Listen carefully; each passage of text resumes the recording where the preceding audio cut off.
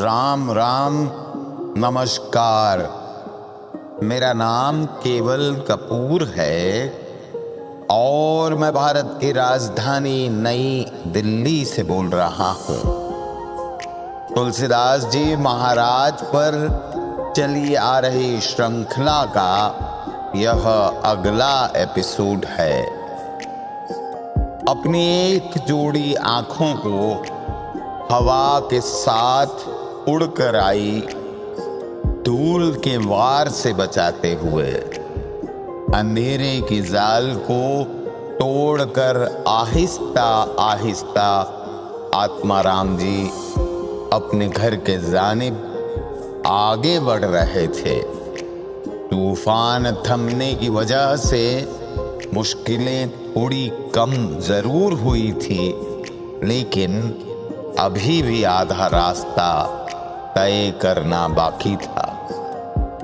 उस नन्हे बालक की चिंता, तुलसी देवी की बिगड़ती हालत और तमाम ख्यालात को अपने जहन में समेटे हुए आत्माराम जी के सर पर एक ही धुन सवार थी कि वह कैसे भी करके जल्द से जल्द बस अपने घर पहुंच जाए ताकि तुलसी देवी का इलाज शुरू हो सके।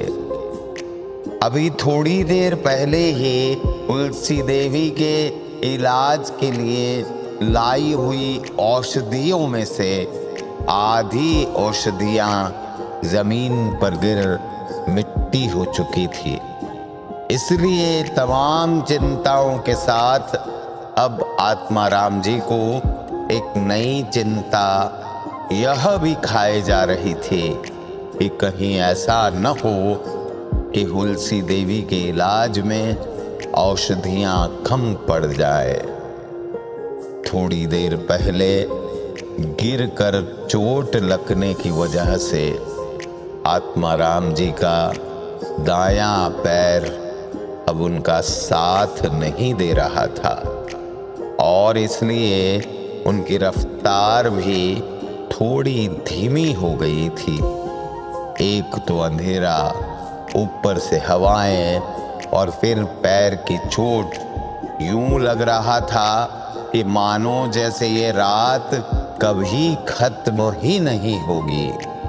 कहते हैं ना कि इंसान कोई भी जंग ताकत से नहीं बल्कि अपनी हिम्मत से जीतता है। आत्माराम जी ने भी उस रात हिम्मत रखी, रुके नहीं, मुसलसल चलते रहे। जैसे जैसे घर पहुंचने का वक्त नजदीक आ रहा था, वैसे वैसे आत्माराम जी के चेहरे पर मुस्कुराहट की लकीरें उभर रही थी।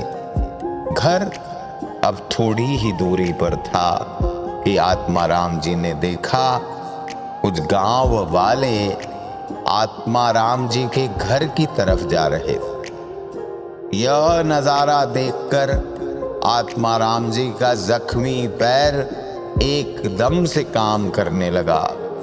आत्माराम जी ने अपनी रफ्तार बढ़ाई और जल्दी से अपने घर की तरफ दौड़े। आत्माराम जी को यह नहीं पता था कि लोग उनके घर की तरफ क्यों जा रहे हैं, लेकिन आत्माराम जी के जहन में बस इतनी सी बात थी कि वह किसी भी तरह उन लोगों से पहले घर पहुंच जाए।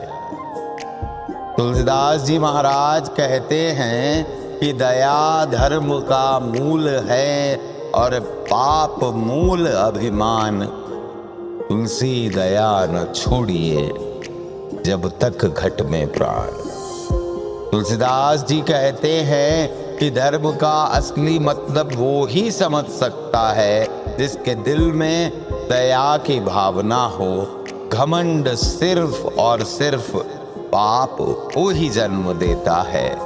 इसलिए इंसान को अपनी आखिरी सांस तक दया की भावना नहीं छोड़नी चाहिए।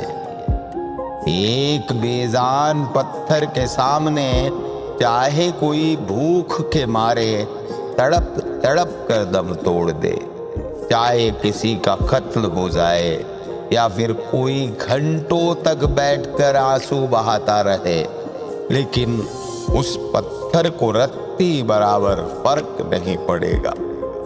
देखा जाए तो इस भागदौड़ की दुनिया में हम लोग भी कहीं न कहीं उस पत्थर की तरह होते जा रहे हैं।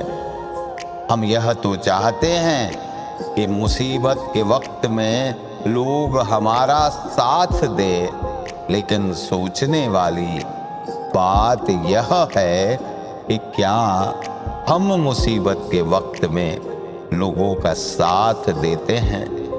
अगर हमें एक बेहतर और खुशहाल दुनिया चाहिए तो उसकी शुरुआत हमें ही करनी पड़ेगी, और शुरुआत का पहला कदम है दया की भावना रखना, किसी की मदद करना, किसी के मुश्किल वक्त में उसके काम आना। इंसानियत भी हमें यही सिखाती है और धर्म भी हमें यही सिखाता है। वो जिंदगी किस काम की जो और किसी के काम ना आए, वरना पैदा होना, खाना पीना और फिर एक दिन मर जाना। गांव वाले आत्माराम जी के घर की तरफ क्यों जा रहे हैं? क्या आत्माराम जी उन लोगों से पहले अपने घर पहुंच पाएंगे? क्या तुलसी देवी का इलाज सही समय पर शुरू हो सकेगा? ये कुछ सवाल हैं जिनके जवाबों पर हम रोशनी डालने की कोशिश करेंगे तुलसीदास जी के जीवन परिचय की इस श्रृंखला के अगले एपिसोड में। धन्यवाद। राम राम।